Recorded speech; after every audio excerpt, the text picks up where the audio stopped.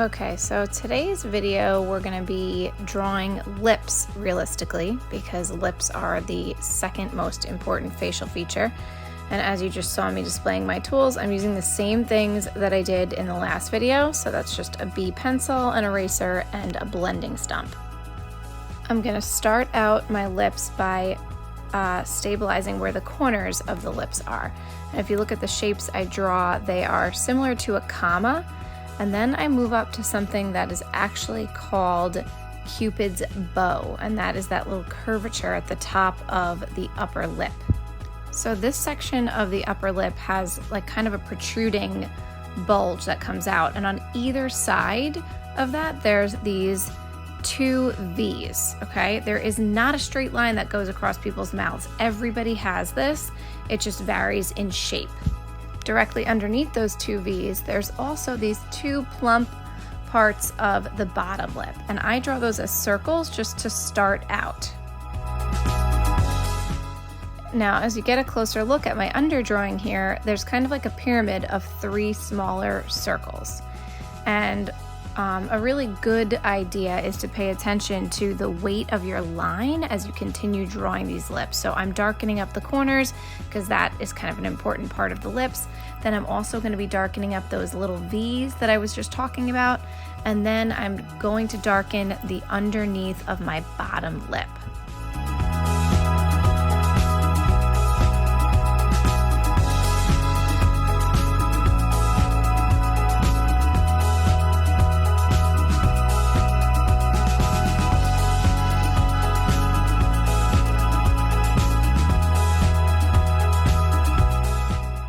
Okay, now I'm going to start adding in some contour lines, and hopefully you guys remember that from the beginning of the year.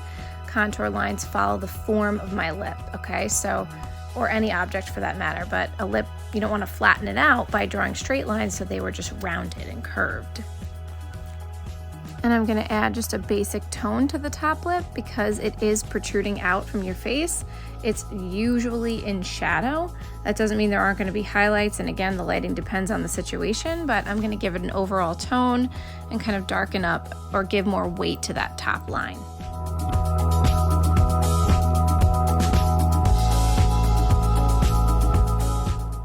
Okay, so this space is actually called the philtrum, and that is the space between your mouth and your nose. And this is going to help give definition to that upper lip, and it's going to become important also when we start learning how to draw noses.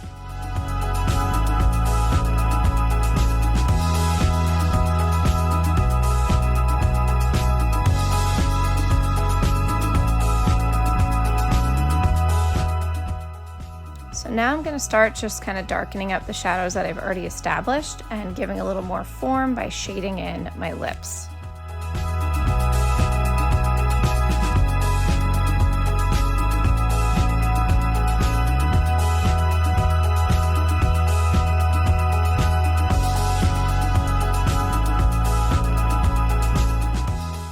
I'm darkening up the creases and definitely that underside of the upper lip because that's where the most shadow would exist. There's not really light getting into that crevice.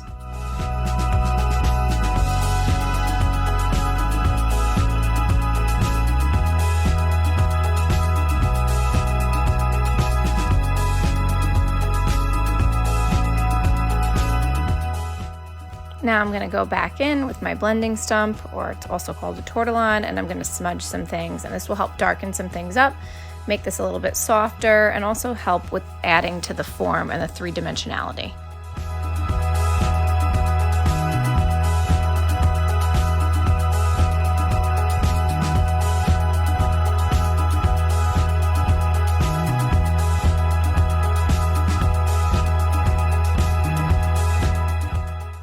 Don't forget that ever important tool of your eraser to help pull out the highlights and those really bright spots.